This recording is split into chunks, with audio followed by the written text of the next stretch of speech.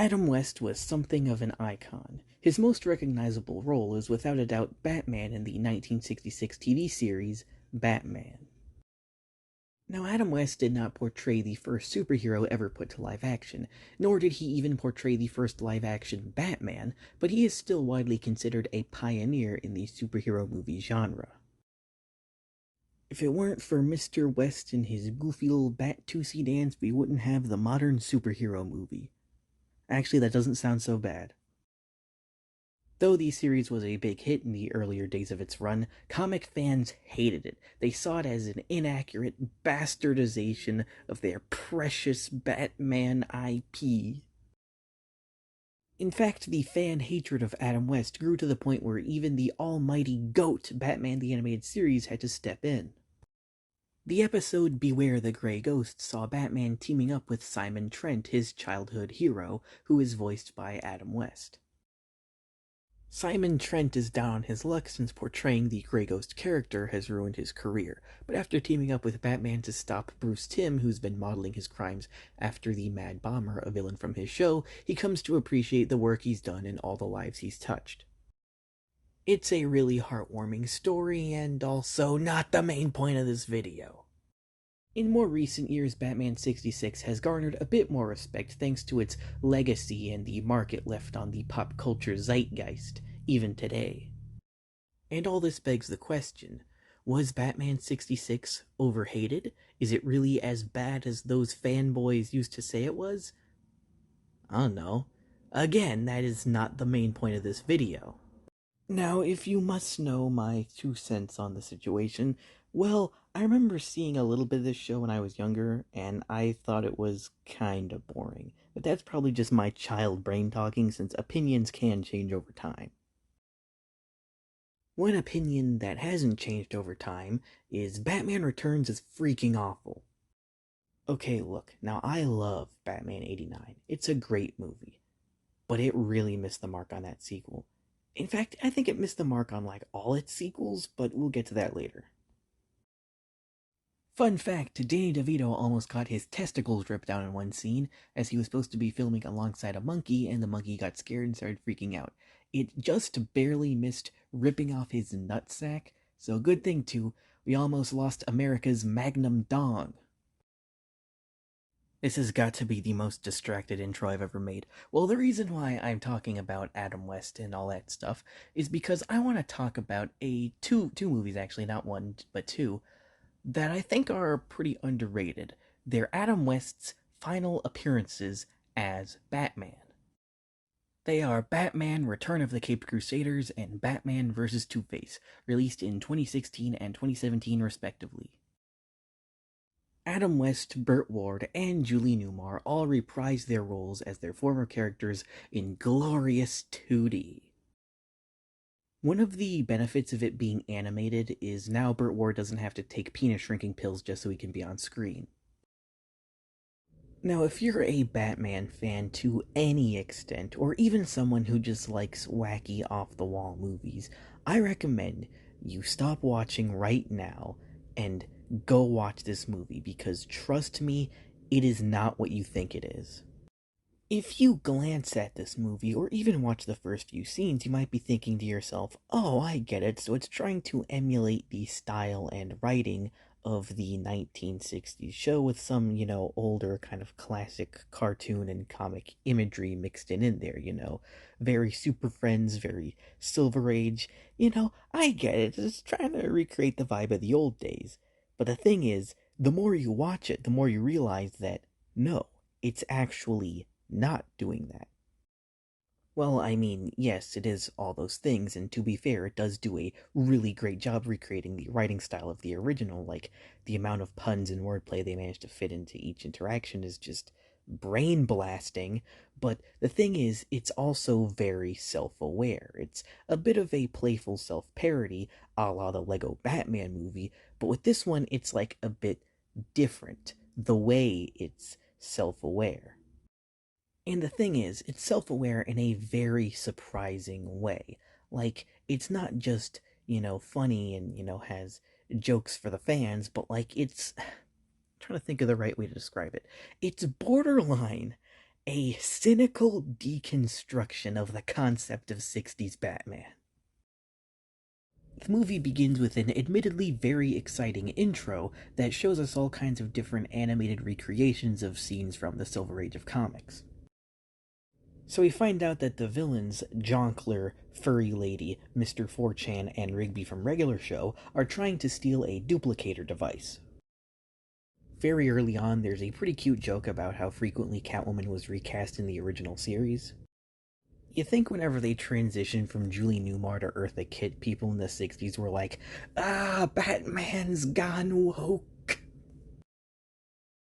This is even funnier because Eartha Kitt spoke out against the Vietnam War and was an advocate for gay rights, so yeah.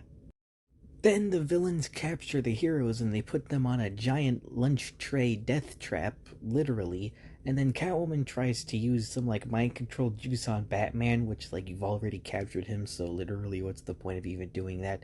And it seemingly doesn't work. Also, I think now is a good time to mention that this movie is very horny, which is surprising because it's PG. I had to check twice just to make sure. The heroes are able to escape their delicious death trap by using, like, lemon juice or something, because it's, like, acidic, and they use it to, like, break their restraints. I don't know. Then the bad guys go to space, and they're on, like, a Russian satellite that looks like one of those kind of, like, stereotypical, like, Russian palace buildings, and they want to use the duplicator ray to duplicate the entire city of Gotham, so that way each of them can like be the king of their own Gotham. Then they decide to randomly like betray Catwoman for like admittedly a very contrived reason. I don't know, maybe they're scared they'll catch cooties or something. Now this is the moment in the movie when shit starts to get real. Here Batman realizes, hey, why do I just let these villains push me around all the time? How about I break their spinal cord instead? So everyone knows those goofy, kapow splash screens that they did in the old show. It's a bit of a hallmark of the Batman franchise now. Well, in this, whenever that starts happening, instead it's like, bludgeon, spinal fracture, head trauma. It's so freaking good. Also, during this scene, Batman repeats some lines of dialogue that other, more edgy versions of him have said, like, the iconic, you want to get nuts, let's get nuts, or the classic, this is an operating table, and I'm the surgeon. Now, this is revealed later on, but it's pretty obvious, so I'm just going to say it here. Whenever Catwoman used the serum on Batman, it actually did work. It just took a long time for it to settle in. Except the weird part is the serum was supposed to make him obedient, only now it's just making him a giant asshole. So, which is it? Batman's mental state devolves faster than mine whenever I look at the comments, so he fires Alfred, kicks Robin out of the house, and even steals the duplicator ray for himself. Batman realizes how lousy the Gotham City Police Department is, and so with the duplicator ray, he duplicates himself and takes their place, which, to be fair, he does kind of have a point, because in this movie especially, the cops are portrayed especially stupid. Batman then decides everyone in Gotham is inferior, and so he creates even more duplicates of himself to replace everyone. After all, everyone agrees that Batman is the best, and so if Batman truly is the best, then why not turn everyone into Batman, that way everyone can be the best. Robin and Catwoman team up to stop the evil Batman. When they try to use the Bat Anti-Venom spray on him, he counteracts it with the Bat Anti-Anti-Venom spray, and why would he even have that? There's also a whole part where they use different wacky gadgets against each other, like the Bat Sleep Gas versus the Bat Wake Up Gas, the Bat Bomb versus the Bat Shield. That whole interaction is just so goofy and hilarious. Then Batman does his own telethon of evil because apparently TV celebrities aren't safe from being replaced by Batman. God, he's replacing everyone. He's like AI. So Robin and Catwoman collect all of the old Batman 66 villains and team up to fight the army of evil Batmen. Then Batman is defeated when Alfred sneaks in a special serum into his celebratory wine, and apparently Batman and Alfred, they're so close that he knew that if he were to ever fire Alfred, it would only be under the circumstance that he was being mind controlled. And apparently, he also must have known that he would have tried to use the bat anti venom on himself, so he gave Alfred the recipe for the bat anti venom, as along with a plan to sneak it into his drink and break the mind control. Like, if you thought this far ahead, then why not just not make the bat anti venom? Like, what? Then all the clones become unstable and turn to dust. And I believe this is actually a reference to the original Batman 66 movie where there's the device that dehydrates things and turns them to dust. Though in the movie they say it's just they become destabilized. It would have been a little cooler if they specified that they were becoming dehydrated. It's really cool to see such a deep cut reference, especially since you think they want to sweep this movie under the rug. Like, have you seen the final ending to the movie? It's so, like, weird and confusing. Even as a kid, I was baffled. Like, what the hell did I just witness? Then it's revealed, and this has got to be the most bullshit thing in the whole movie. Apparently, the villains knew that all of this would have happened. They knew about the dehydration, and they knew Batman was going to turn evil, and they did all that stuff. They went to space, they made sure he turned evil and duplicated himself, just as one big distraction so they could go on, like, just a random crime spree. What? I sincerely doubt anyone could think of a plan like that, let alone these three. Like, that would have completely relied on them knowing that the poison would have been delayed and that he would have escaped the death trap. And it's like they had him almost take over the entire world just so they could jack a few paintings. And maybe this wasn't all part of their plan, maybe some of it was unexpected, but still, like, their plan was so needlessly complicated anyway. Then the final showdown happens, with Batman finally getting to duel his villains once again, and also Catwoman dies. The end. That was Batman Return of the Caped Crusaders. Now, I feel like you really have to have a deep understanding of Batman lore to truly respect what this movie does.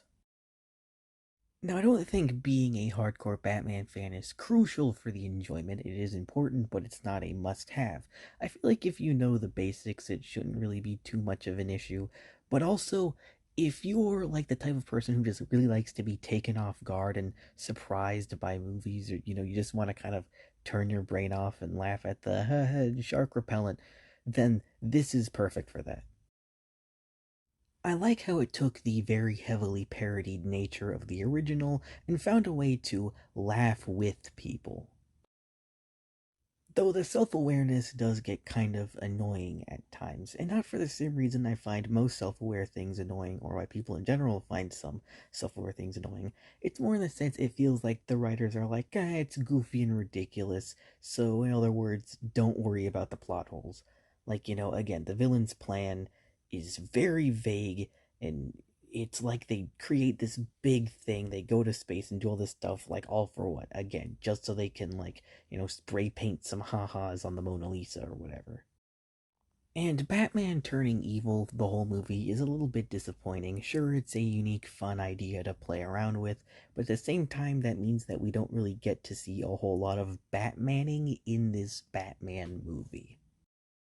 A bit of a messed up implication is that whenever Batman turns evil, he decides that, he's done letting the villains get away with things and so they need to, like, die now or whatever.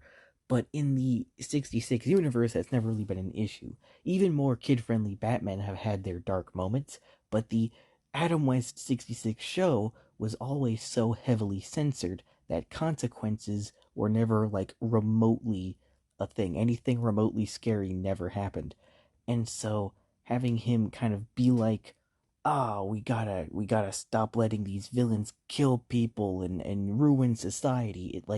It feels unnatural. Not in the sense where, like, like a critique that it's unnatural, more in the sense that it feels kind of scary that that's there, like, intentionally.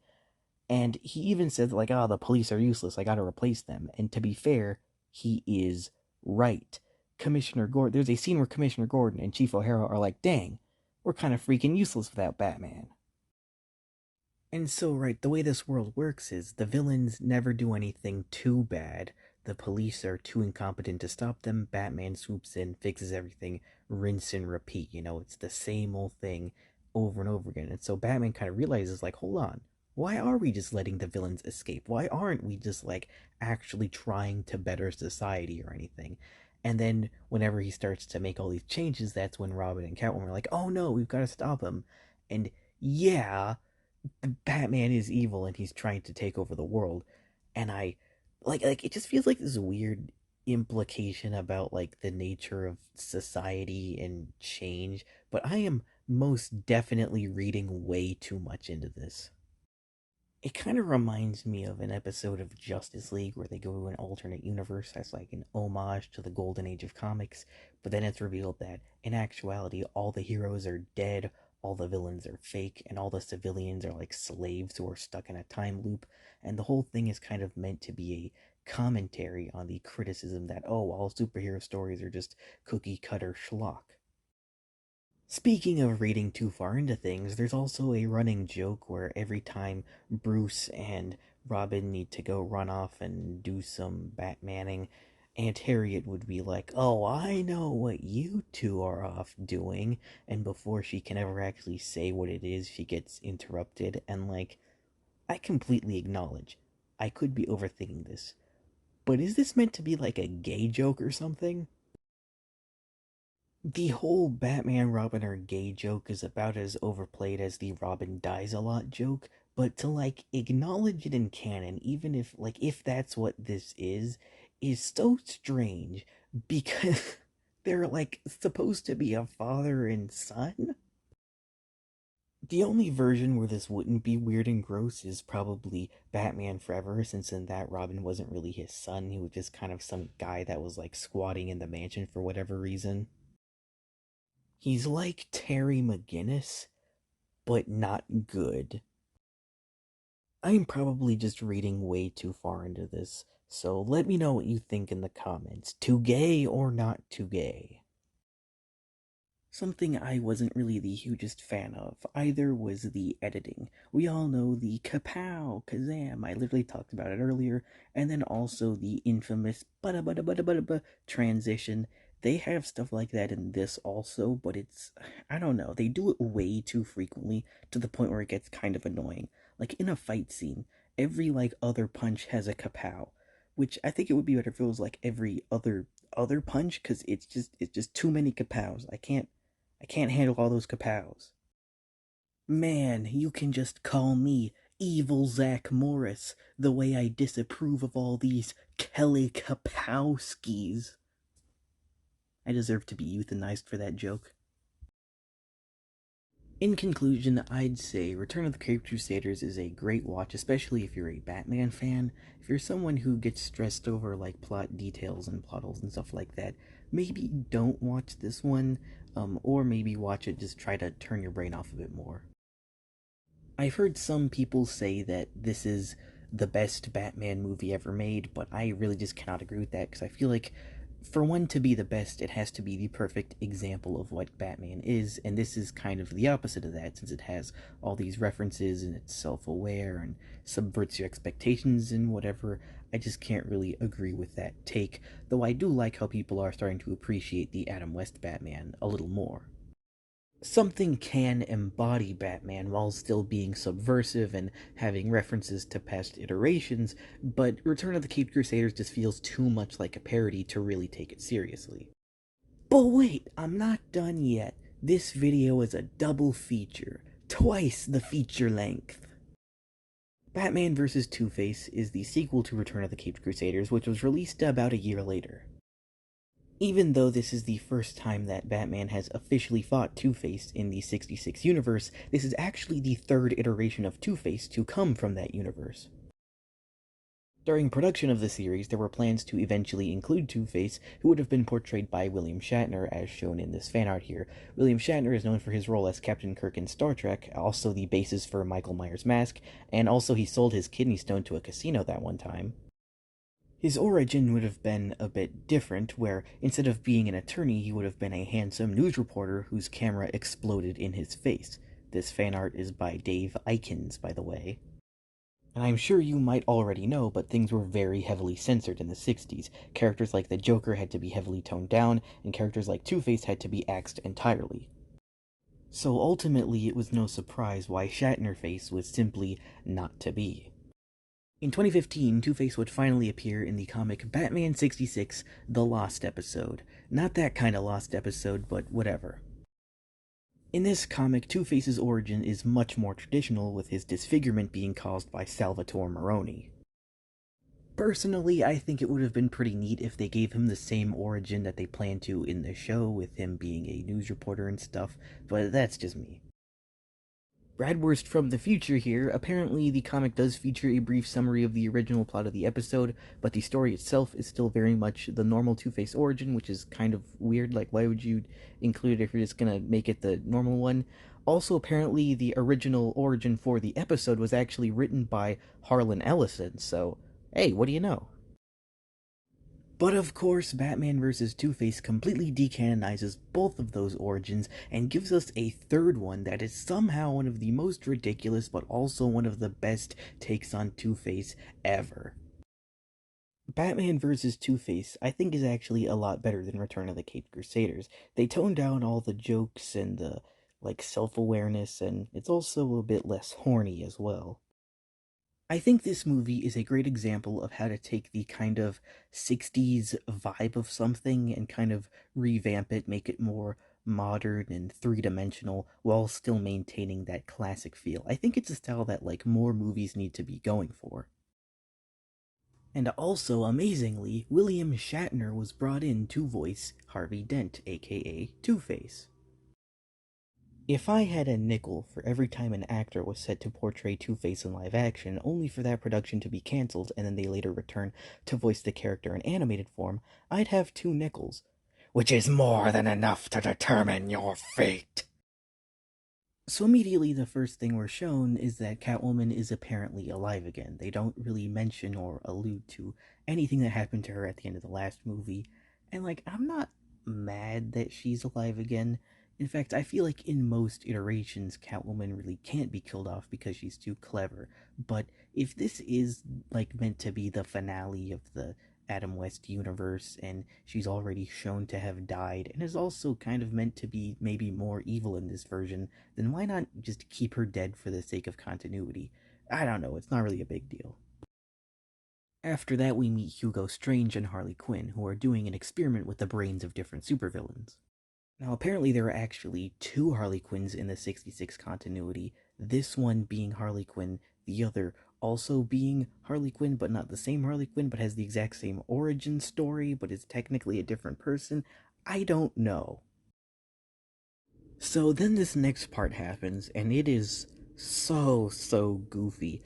Basically, the machine is supposed to extract the evil energy from all the bad guys. So all the bad guys, evil laugh really hard, and the evil energy overloads the machine and it explodes. Then all the evil energy washes over Harvey, turning him into Two-Face. It also instantly turns him evil, which is a bit odd. Normally, Two-Face is supposed to transition into insanity because of lots of stress caused by his disfigurement or the outside world, but here he literally just speedruns turning evil. Then we get an intro title sequence pretty similar to the first one. It kind of implies that, they've been arch enemies for a while now, which is, I guess, meant to make up for all those years Two-Face wasn't in the original show. But then something really surprising happens, where once the title sequence ends, we actually see Harvey has gotten surgery and his face is normal again. So as it turns out, there's actually a new Two-Face that isn't Harvey Dent, or seemingly isn't Harvey Dent, who's manipulating a bunch of other villains, as well as Harvey, the original Two-Face, to carry out some sort of devious plan. Yes, very devious indeed. Even quite sinister, perhaps. At one point, I started to think that there legitimately was a second Two-Face. Early on, he's shown talking to Harvey on the phone, which is like, I mean, sure, that could be faked. But then later on, he ambushes Robin while Robin is like looking at Harvey. He like sneaks up behind him. So they're both on screen at the same time, literally defying the laws of physics, but obviously, no, they are the same person. Two-Face's whole plan is that he wants to recreate the machine that created him, and so he uses it to slurp out all the villains' juices, all their evil juices, and then put them in this big storage unit, and then dump it all over the city so everyone turns into a Two-Face. Robin is the first to be Two-Faceified, but then he's almost immediately cured by Batman. And this kinda sucks for two reasons, is that one, later on when the entire city gets turned into Two-Faces, it's like not as threatening because now we already know that there's an easy way to cure them. And two, if the cure is that easy to find, then why didn't he just do that on Harvey earlier? They could have had Robin be put out of commission for the rest of the movie because Batman can only get the cure after he's defeated Two-Face. This kind of adds a lot more like tension to like him trying to find the cure. Or they could have shown him try and fail to make the cure numerous times, kind of like how he did in Batman vs. Dracula. Two-Face unmasks Batman, finding out that he's actually his best friend Bruce Wayne, and here it actually feels really impactful, unlike how it did in Batman Forever where Two-Face doesn't even bat an eye. Okay, time to say all of my opinions on Batman Forever right here and now. Okay, speedrun. I really like the set design and world building of this movie, but it is freaking boring as hell. I'm not trying to hate on Joel Schumacher, because there were some deleted scenes that were actually kind of good.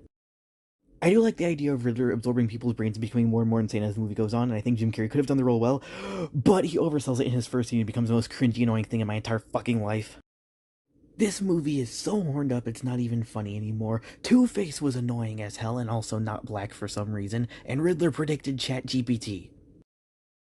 Ah, feels good to get all that out. Hopefully I never have to think about that movie ever again. Anyway, the final confrontation ensues and we finally see these two titans clash together. Then something kind of interesting happens, where Two-Face says that the whole reason he's still evil despite getting the surgery to fix his face is that it's not really the scars on the outside that matter, it's the scars on the inside. And I, like, really kind of stopped and thought about this for a moment, because, like, that's such a profound way to look at that kind of situation. And the fact that it came from 66 Adam West Batman just makes it even more baffling also. It's such a three-dimensional way to approach this classic Batman villain, and there's even a lot of significance of it to the real world, how oftentimes people may look like they're okay or say that they're okay when deep down they aren't actually feeling that way. But this is Adam West Batman, the same guy that danced the Bat-2C 60 years ago. Since when did Adam West Batman go hard? Why does this go so hard? But to kind of sour things a bit, the whole evil energy thing, it's such a random detail, yet there's so much emphasis on it, it kind of ruins the whole mental scars analogy, because it's not like he, over time, he grew more and more mentally ill. Nah, it was the evil energy, you know? Batman had the cure for Robin that instantly turned him back to normal. And with Two-Face, whenever you surgically fix him up, it's not like he's still angry because he deep down is angry. Now he's still angry because the evil energy is still inside of him. And it's, I don't know, it's this like weird contradicting message. Like, if you just kind of ignore that part, then it's just a lot better if you ignore that part. And speaking of the evil energy, that's kind of how he's able to actually shapeshift and switch back and forth between being Two-Face and Harvey, till eventually the evil side fully takes over and he becomes One-Face. Ooh, scary. And this final battle is just so good. Like, there's all kinds of fire and destruction. It's very tense. There aren't as many, sound effects or kapows anymore. This is a real fight scene now. This is how you make 60s Batman serious. This is how you make 60s Batman go hard. And it works! Though I have to go back to criticizing because the way Two-Face is defeated is kind of convoluted. Batman swaps out his coin for a blank one and then tricks him into flipping it. Once he sees the blank side, he can't make any decision, and Batman takes him off guard. However, if one face is supposed to be all evil, then why should he even care about the coin flipping anymore? So it kind of falls apart a bit, but it feels like such a minor thing. I don't know. Then Batman beats Two-Face by, get this, appealing to his humanity. That's right, Harvey is able to fight back against the evil persona and win. He goes back to living his normal life and everything's happily ever after. Normally I wouldn't really love something like that happening, since I think Two-Face is meant to be a lot more tragic, but for the Adam West universe, it's a fine ending. And technically, Two-Face getting a redemption and other evil imposters trying to frame him is comic accurate. The day is saved, all the Two-Face zombies are turned back to normal, Harvey gets to live a normal life again, and yeah, everything goes back to normal. And then the last line of this movie, I shit you not, the last line of dialogue in this movie, and the entire 66 universe for that matter, is the phrase, "Holy Hugh Hefner!" Ah, yes, I'm sure that joke will be greatly appreciated by all the 5-year-old Hugh Hefner fans in the audience. In conclusion, Batman vs. Two-Face is actually a really solid Batman story, with lots of action and mystery as well. It definitely has its fair share of silliness, but it feels like it's able to balance that with a more serious theme and plotline, whereas its predecessor just kind of drowned it in all of its ridiculousness and self-aware jokes. Ironically, though, I feel like because this one's better, it might not be as universally acceptable as the first one, because everyone knows the, stereotypes and cliches of 60s Batman, and the first one just is so off the rails and insane, I feel like anyone could watch it and get a kick out of it. I still do recommend Batman vs. Two-Face a lot, because it's really good. And I like how we have a movie that's entirely about Two-Face, not one where he's playing second fiddle to the Riddler or the Joker. Even though he is one of the most common Batman villains, I feel like there's so much untapped potential with Two-Face. It's somewhat predictable, the world building isn't exactly consistent, and the ending could be seen as too happy for some. It's still a very fleshed out Batman movie with a surprising amount of emotion and impact to it. I cannot recommend these two nearly enough, especially if you're a Batman simp like myself. Love him or hate him, Adam West was an integral part of building pop culture, and so much so that the Batman identity has pretty much followed him his entire life, almost like a curse, pretty much. And even though he was never really praised as much as, say, Stan Lee or hell, William Shatner even, it's nice knowing that he was able to return to the role of Batman and get in a few hard hitters right before his death. It's kinda like that old saying, sometimes we never appreciate what we have until it's all gone.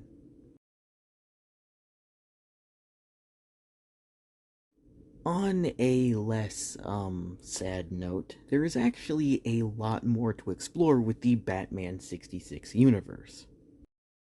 This iteration of Batman has gone on so many other adventures and met so many other characters you would not believe.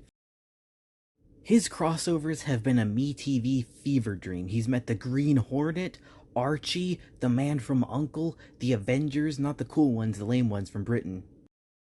He also met Wonder Woman in Wonder Woman 77, which is a whole 11 years after Batman 66.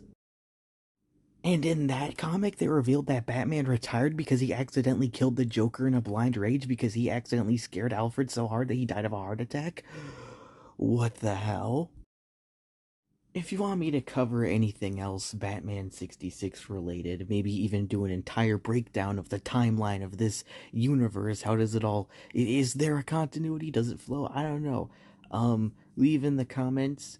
Maybe if you don't want to see anything Batman related, you can comment any other suggestion for something, and I will maybe check it out. Maybe, if I have time. But until then, this has been Bradworst, signing off. Everyone in the house, and this Adam West mouse.